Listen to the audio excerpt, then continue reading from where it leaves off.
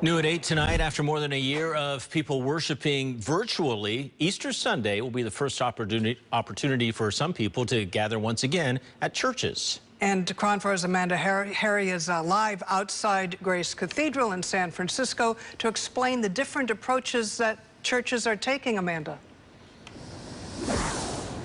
Pre-COVID, Grace Cathedral would see about 2,000 people for Easter services. This year, they're doing most of their services virtually, but some other churches have already started their re-entry plans.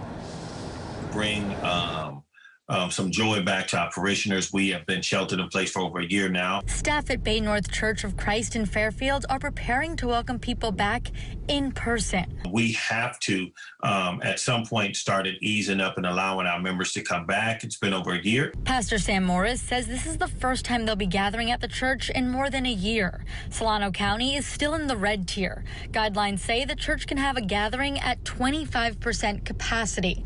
Morris says they'll have about 75 people socially distanced in their main sanctuary and 45 in an overflow room. It's going to be very difficult not to want to hug and embrace. Everyone is required to register before entering the church.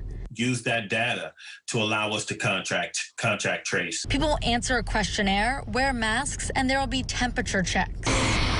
At Grace Cathedral in San Francisco, they're doing things a little differently. Even though we want to be together more than almost anything, it makes us really be careful and patient in terms of setting things up for regathering. San Francisco is in the orange tier, but when they started planning, that wasn't the case. Everything had to be recorded like a month ago. Most of the events will be virtual. Dean Malcolm Young says they have to follow both the city and the diocese guidelines. He believes it's important to make these sacrifices right now. You know, wearing a mask, social distancing, it's really a way of showing how much we love and care for people who are vulnerable. I'm told there may be some small surprise events happening here at the cathedral. They just don't want to advertise them because they don't want too much of a crowd.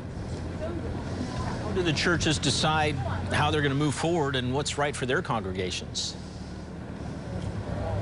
Of course, they're going to follow CDC guidelines and the state's guidelines, but in addition to that, they're also talking to their parishioners and seeing what they're comfortable with when it goes to coming back to the church.